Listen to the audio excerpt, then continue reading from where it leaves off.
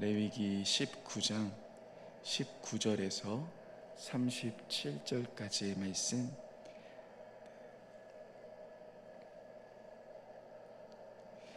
다 찾으셨으면 제가 한 절, 여러분들이 한 절 교독하며 읽겠습니다. 제가 먼저 읽겠습니다. 너희는 내 규례를 지킬지어다. 내 가축을 다른 종류와 교미시키지 말며 내 밭에 두 종자를 섞어 뿌리지 말며 두 재료로 직조한 옷을 입지 말며 만일 어떠한 사람이 다른 사람과 정혼한 여종 곧 아직 속량되거나 해방되지 못한 여인과 동침하면 설정하면 그것은 책망을 받을 일이라. 그러나 그들은 죽임을 당하지 아니하리니 그 여인이 해방되지 못하였기 때문이라. 그 남자는 그 속건제물 곧 속건제 수량을 회막문 여호와께로 끌고 올 것이요 제사장은 그가 범한 죄를 위하여 그 속건제의 수량으로 여호와 앞에 속죄할 것이요 그리하면 그가 범한 죄를 사함 받으리라. 너희가 그 땅에 들어가 각종 과목을 심거든 그 열매는 아직 할례 받지 못한 것으로 여기되 곧 3년 동안 너희는 그것을 할례 받지 못한 것으로 여겨 먹지 말 것이며 넷째에 그 모든 것이 거룩하니 여호와께 드려 찬송할 것이며 다섯째 해에는 그 열매를 먹을지니 그리하면 너희에게 그 소산이 풍성하리라. 나는 너희 하나님 여호와이니라. 너희는 무엇이든 빚쟁 얻지 말며 점을 치지 말며 술법을 행하지 말며 머리 가를 둥글게 깎지 말며 수염 끝을 손상하지 말며 죽은 자 때문에 너희의 살에 문신하지 말며 문의를 놓지 말라. 나는 여호와이니라. 내 딸을 더럽혀 청녀가 되게 하지 말라. 음행이 전국에 퍼져 죄악이 가득할까 하노라. 내 안식일을 지키고 내 성소를 귀히 여기라. 나는 여호와이니라. 너희는 신접한 자와 박수를 빚지 말며 그들을 추종하여 스스로 더럽히지 말라. 나는 너희 하나님 여호와이니라. 너는 센 머리 앞에 일어서고 그 노인의 얼굴을 공경하며 내 하나님을 경외하라. 나는 여호와이니라. 거류민이 너희 땅에 거류하여 함께 있거든 너희는 그를 학대하지 말고 너희와 함께 있는 거류민을 너희 중에서 나은 자같이 여기며 자기같이 사랑하라. 너희도 애굽 땅의 거류민이 되었느니라. 나는 너희 하나님 여호와이니라. 너희는 재판할 때나 길이나 무게나 양을 잴 때 불의를 행하지 말고 공평한 저울과 공평한 추와 공평한 에바 공평한 한을 사랑하라. 나는 너희를 인도하여 애굽 땅에서 나오게 한 너희 하나님 여호와이니라. 함께 읽겠습니다. 너희는 내 모든 규례와 내 모든 법도를 지켜 행하라. 나는 여호와이니라. 아멘. 사랑하는 여러분, 어느덧 8월이 시작되었습니다. 8월의 무더위 속에서도 하나님의 깊은 사랑을 경험하시는 저와 여러분들이 되셨으면 좋겠습니다. 레위기의 말씀을 쭉 읽다 보면은 어느 정도 우리가 18장에 나오는 내용 그리고 또 20장에 나오는 내용 가족보호법이라고 이야기를 하는데요. 그러한 내용들이 보다 보면은 그래 거룩한 백성으로서 이해할 수 있는 이야기다라고 생각이 들긴 합니다. 그리고 그 사이에 위치하고 있는 19장 같은 경우는 특별히 앞부분 같은 경우 또한 오늘 말씀 마지막 부분에 나오는 부분처럼 이웃과의 조화로운 공동체 삶을 지시하고 있기에 흔히 사회윤리법이라고 불리는 이야기들이 펼쳐집니다. 다양한 약자들을 위해서 그들을 보호하는 법, 또 거짓과 불의한 상거래를 경고하시는 법들을 우리들의 생각으로도 충분히 이해가 되는 율법들입니다. 하나님의 백성이라면 그래 이렇게 살아야지라는 생각을 하곤 하죠. 그러나 오늘 본문 말씀의 첫 시작은 거룩한 백성의 삶이라고 이야기했을 때 과연 이러한 율법이 필요할까라는 생각이 들곤 합니다. 흔히 19절에서 22절에 다른 종류의 가축을 교배하거나 다른 종류의 씨앗을 한 밭에 심는 것 등을 금지하는 법. 여러분, 다른 가축과의 교배 그리고 다른 종류의 씨앗을 한 밭에 심는 것까지 금지하고 계신 걸까요? 왜 27절 같은 경우는 백성들의 머리를 둥글게 깎거나 수염 끝을 잘라서도 안 된다라고 말씀하고 계시는 걸까요? 그래서인지 오늘날에도 전통 유대교 신자들은 이러한 머리 모양을 고수하고 있다고 합니다. 여러분, 왜 이러한 혼합에 대한 부분까지도 또한 머리 모양 부분까지도 이야기하고 계시는 걸까요? 더글라스라는 학자는 레위기의 거룩 개념을 이렇게 설명합니다. 거룩이란 하나님께서 주신 질서를 온전히 유지하는 것이다 라고 이야기를 합니다. 즉 거룩을 침해하면서 무질서를 야기하는 혼란과 그리고 혼합 그리고 불완전함은 용납되지 않는다라고 이야기를 합니다. 즉 하나님께서 세워두신 질서를 무너뜨리는 것, 결국 하나님의 창조 질서를 무너뜨리는 것이 중대한 범죄에 속한다라는 겁니다. 다시 말해 이것은 단순히 보건위생상으로 바라보는 문제가 아니라 혼합을 통해서 하나님이 세워주신 질서를 무너뜨리고 있는 것에 대한 경고의 메시지라는 겁니다. 그래서 19절은 이렇게 말씀하고 있습니다. 함께 19절의 말씀을 같이 한번 읽어보겠습니다. 시작. 너희는 내 규례를 지킬지어다. 내 가축을 다른 종류와 교미시키지 말며 내 밭에 두 종자를 섞어 뿌리지 말며 두 재료로 직조한 옷을 입지 말며 다른 두 짐승의 교미 또한 밭의 종류가 다른 두 씨 종류가 다른 두 재료를 섞어서 만든 옷을 입지 말라고. 우리가 임의로 질서를 파괴하는 행동에 대해 하나님이 경고하시는 이야기입니다. 그런데 재미있는 것은 이 말씀의 흐름을 가만히 보시면요, 사실 위에는 바로 윗절에는 이웃사랑에 대한 이야기가 나옵니다. 18절이죠. 18절은 이웃사랑에 대한 메시지가 등장합니다. 그런데 그 이웃사랑 다음에 19절에는 혼합된 번식을 하지 말라라는 명령이 우리들에게 들려집니다. 어떠한 맥락에서 이러한 이야기를 하고 계시는지 또 무엇을 이야기하고 계시는지를 정확히 잡기가 어려워 보입니다. 하지만 분명한 것은 이 말씀을 통해서 우리는 거룩함이란 내 이웃을 사랑하는 그 사랑의 실천이며 동시에 오늘 말씀에 나오는 혼합된 번식을 경고하는 것, 그것을 하지 않는 것 역시도 함께 포함하고 있다는 것을 기억해야 합니다. 여러분, 혼합된 번식을 금지하는 것, 앞에서도 말씀드렸듯이 우리가 철저하게 하나님의 절차를 따르는 존재임을 보여줍니다. 하나님이 분리시켜 창조해 놓으신 것을 우리 역시도 계속해서 분리시켜 놔야 한다는 겁니다. 하나님이 또한 이스라엘 백성들을 자신의 소유로 택하시고 그들을 분리시키셨던 것처럼 이스라엘 민족들도 다른 민족들과 통혼하지 않음으로써 자신의 거룩한 정체성을 끊임없이 유지해야 했습니다. 즉 이러한 행동들은 이스라엘 백성들이 자신들이 어떠한 존재인지, 우리가 어떠한 삶을 살아가야 하는지를 구별할 수 있게 해줍니다. 내가 하나님을 섬기기 위해 구별된 존재라다는 이 사실은 혼합된 번식을 하지 않으면서 그들은 다시금 되새길 수 있는 겁니다. 여러분, 분명 우리는 이 구약의 율법대로 그대로 지키지는 않습니다. 혼합된 재료의 옷을 우리 역시도 입고 다닙니다. 그러나 우리는 이 구약에 말씀하시는 하나님의 말씀처럼 이 하나님의 깊은 의도를 깊게 생각해 봐야 할 것입니다. 에베소서 5장 10절에는 이런 말씀이 있습니다. 주님께서 기뻐하시는 일이 무엇인지 분별하라고 이야기를 합니다. 여러분, 주님께서 기뻐하시는 일이 무엇인지 우리는 분별하며 살아가야 합니다. 우리를 죄와 사망에서 죽을 수밖에 없는 우리를 예수 그리스도로 구원해 주시고 우리를 하나님의 거룩한 자녀로 불러주신 그 하나님의 은혜를 생각하며 우리는 그렇다면 나는 무엇에서 구별되어야 하는가, 또 무엇으로 하나님을 기쁘시게 하는 삶으로 살아갈 수 있을까 하는 부분들을 우리의 삶 역시도 깊게 생각해 봐야 한다는 겁니다. 사실 우리가 구별해야 하는 이 세상의 문화와 우상, 그것은 너무나도 우리와 밀접해서 그것을 분별하기가 쉽지 않습니다.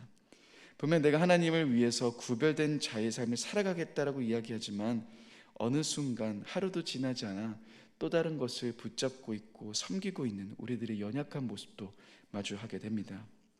요즘 청년들 사이에서 굉장히 뜨는 이야기가 온라인 건물주라는 이야기입니다. 현실에서 건물을 사기 어려운 이 시기 속에서 온라인에 자신의 건물을 사는 것처럼 그 컨텐츠로 일을 하지 않아도 편하게 먹고 살 수 있는 구조를 만들기 위해 부단히 노력하는 모습들을 보게 됩니다. 그런데 그러한 부분들을 애쓰고 있는 사람들의 이야기를 들으면서 항상 드는 마음은 우리가 무엇을 위해서 그렇게 하려고 하는가? 왜 편하게 일을 안 해도 먹고 살 수 있는 구조를 굳이 만들려고 하는가? 그것은 이 세상이 바라고 있는 것이 편안과 안전을 추구하고 있기 때문일 거라는 생각이 듭니다. 그러나 여러분, 우리 그리스도인들이 추구해야 되는 삶은 이 세상에서 편안과 안전을 누리는 삶은 분명 아닙니다. 우리는 하나님의 복음을 땅끝까지 전하도록 부름받은 자들입니다. 그러한 부름받은 자리 속에서 우리는 편안함과 안전을 추구하는 것이 아닌 그 하나님의 영원한 나라를 꿈꾸며 나아가는 그러한 자들입니다. 예수 그리스도로 인해서 구별된 우리는 그런데 어느 순간 이러한 부르심은 잊혀져 가고 단지 내가 이 땅에서 잘 누리는 것에 목표를 두고 살아가게 되었습니다. 그것은 하나님을 따라가고 있는 구별된 자녀의 삶이 아닌 우리 역시도 다른 사람들이 쫓아가고 있는 그런 흐름에 똑같이 따라가고 있는 모습일 겁니다. 그래서 우리는 깊게 생각해 봐야 합니다. 우리가 구별되어야 하는 세상의 문화는 무엇이고 우리는 이 세상 속에서 구별된 하나님의 자녀로서 어떠한 삶을 살아가야 할지를 우리는 이 혼합된 번식의 말씀을 통해서 다시금 한번 생각해 봐야 합니다. 자, 그런데요 여러분, 함께 보았던 19절 말씀 이후에 쭉 보시다 보면 오늘 말씀에서도 이러한 내용들이 계속해서 나오게 됩니다. 사람들의 현혹해서 공동체의 신앙을 무너뜨리고 혼란하게 하는 이교적인 관행들, 다시 말해 점성술, 마법, 또한 이방에 가증한 장래 문화나 딸을 매춘시키는 그런 행동 같은 음란적인 관행을 금지하는 말씀으로 이어지고 있습니다. 함께 26절의 말씀을 같이 한번 읽어보겠습니다. 시작. 너희는 무엇이든 핏째 먹지 말며 점을 치지 말며 술법을 행하지 말며. 26절의 말씀에서 핏째 먹지 말라라고 명하는 것은 아마 고대 사회의 종교적인 관행과 연결이 되어 있기 때문일 겁니다. 사람은 여러분 누구나 미래에 대한 호기심이 있습니다. 당장 미래로 왔다 갔다 할 수 있다면 여러분들은 무엇을 하고 싶으십니까? 로또 번호를 아는 것, 또는 비트코인이 유명해지지 않을 때 사는 것, 일산이 개발되기 전에 땅을 많이 사는 것, 지금도 우리들이 궁금해하는 부분이기도 하고, 또 많은 그 당시에 고대 이교 세계에서는 많은 사람들이 이 점성술이나 마법을 통하여서 미래의 세상을 보고 싶어 했습니다. 그리고 또 그렇게 가능하다라고 여겼습니다. 그런데 여러분, 그런 미래를 보고 싶어하는 이런 마음 역시도 가만히 보면 대부분의 욕심이 들어가 있는 것을 보게 됩니다. 그런데 하나님은 이러한 점치는 것, 마법을 통해 미래를 보고자 하는 그런 인간의 욕심에 대해 강하게 금지하십니다. 하나님은 이스라엘과의 특별한 관계 속에서 하나님의 뜻을 선지자들을 통하여서 전해주십니다. 그리고 그들이 다른 것을 바라보는 것이 아닌, 그런 욕심을 쫓아가는 것이 아닌 철저하게 하나님만을 바라보며 하나님만을 추구하며 하나님의 말씀 앞으로 걸어가는 삶이 되길 원하셨습니다. 또한 29절의 말씀에 보시면은 자신의 딸을 창녀로 넘기면 안 된다라는 이야기가 등장합니다. 고대 신전에서는 신전 창녀라고 불리는 자들이 있었습니다. 그리고 그러한 사람들을 거룩한 사람이다라고 그 당시에 사람들은 이야기했다고 합니다. 하지만 하나님은 분명하게 이 땅의 그런 행동들이 죄악으로 가득 채우는 것이다라고 선언하십니다. 즉, 이 세상이 거룩하다라고 말하는 것이 거룩이 될 수 없습니다. 그것이 우리들의 기준이 될 수 없다라는 겁니다. 기준은 오직 하나님만이 가지고 계십니다. 이 세상의 사람들이 그렇게 따라간다고 해서 그것이 거룩이 될 수 없습니다. 우리는 오직 거룩하신 하나님만을 기준 삼고 삶을 살아가고 있는 자들입니다. 그러면서 오늘 말씀 30절에 우리들에게 중요한 이야기를 해줍니다. 우리 30절 말씀을 마지막으로 함께 읽겠습니다. 시작. 내 안식일을 지키고 내 성소를 귀히 여기라. 나는 여호와이니라. 지금까지의 말씀 속에서 우리는 결국 세상과의 다른 존재로 구별된 존재, 하나님의 거룩한 백성으로 삶에 대한 이야기가 쭉 나오고 있습니다. 그리고 이 안식일의 말씀을 통하여서 그 삶이 우리들에게 어떻게 시작될 수 있는지를 안내해 줍니다. 여러분, 안식일을 지키는 것은 결국은 이웃을 사랑하고 배려한 행동입니다. 안식일을 지킴으로 종들과 가축들까지도 쉬게 되죠. 또한 안식일은 우리가 어떠한 존재인지를 다시금 생각하게 만드는 중요한 날입니다. 내가 주인으로 살아가는 삶이 아닌 내가 하나님께 지음받은 피조물임을 다시금 기억하며 나를 창조하신 하나님의 말씀 앞으로 나아가는 시간입니다. 그러니 이 안식일을 지킴을 통하여서 하나님의 성소를 귀히 여김을 통하여서 우리는 다시금 세상 속에서 구별된 존재로서 살아가게 됩니다. 안식일 앞으로 나아가면서 우리는 다시금 세상 속에서 구별된 존재로서 이 땅에서 하나님을 예배하는 자로 삶을 살아가게 됩니다. 물론 여러분, 우리는 지금 안식일을 지키진 않습니다. 우리는 주님이 부활하신 주일에 함께 모여 예배합니다. 그리고 우리들의 이 예배 속에서도 우리는 다시금 안식일이 그들에게 주었던 의미처럼 우리들 역시도 마음의 방향을 맞출 수 있게 됩니다. 나의 공급자이시며 나를 창조하신 하나님 앞으로 나아가게 되며 그 하나님만을 예배하는 예배자의 삶이 우리들의 삶 속에서 회복되기 시작합니다. 예배를 통하여서 세상의 종노릇하고 있었고 세상의 다른 것을 붙잡고 있었던 우리들의 모습을 회개하며 우리는 또다시 하나님을 예배하며 섬기는 거룩한 자녀의 삶 앞으로 나아가는 결단이 일어나고 합니다. 그것이 우리들의 예배 안에서 일어나는 일입니다. 여러분, 하나님을 예배하기 시작할 때 우리들의 영혼은 살아납니다. 세상에 찌들어 있었고 세상에 영향받고 있었고 세상을 붙잡고 따라가고 있었던 그것이 거룩인 것처럼 그것이 우리들의 삶의 기준인 것처럼 쫓아가고 있었던 우리들의 삶에서 다시금 우리가 예배하기 시작할 때 우리는 하나님만을 예배하는 자들로 더 깊이 나아가게 됩니다. 그렇기 때문에 여러분, 우리는 오늘도 예배 자리 앞으로 더 깊이 나아가야 합니다. 멈추지 않고 오늘도 예배하며 매일의 삶을 예배하는 자들임을 우리는 기억하며 하나님 앞에서 쉼을 누리고 동시에 그 쉼 속에서 하나님 주신 은혜로 이웃을 사랑하는 그 사랑의 실천 앞으로 우리는 더 깊이 나아가야 할 것입니다. 사랑하는 여러분, 우리는 하나님의 거룩한 백성들입니다. 우리는 다시금 오늘 말씀의 이 마지막 부분처럼 예배자로서의 삶이 회복되기 시작할 때 다시금 우리 안에 거룩한 백성의 그 구별된 삶 앞으로 우리는 나아갈 수 있게 됩니다. 혹시나 내 안에 예배가 무너졌다면 다시금 이 시간을 통하여서 하나님만을 예배하는 그 놀라운 예배가 회복되시는 저와 여러분들이 되셨으면 좋겠습니다. 함께 기도하겠습니다. 하나님, 거룩한 백성으로 구별된 삶을 살아가야 함에도 우리는 여전히 이 세상을 쫓아가며 세상에 영향받고 있고 따라가고 있었던 우리들의 모습을 보게 됩니다. 그리고 다시 그 앞에서 그것을 의지하고 있었던 우리들의 모습도 마주하게 됩니다.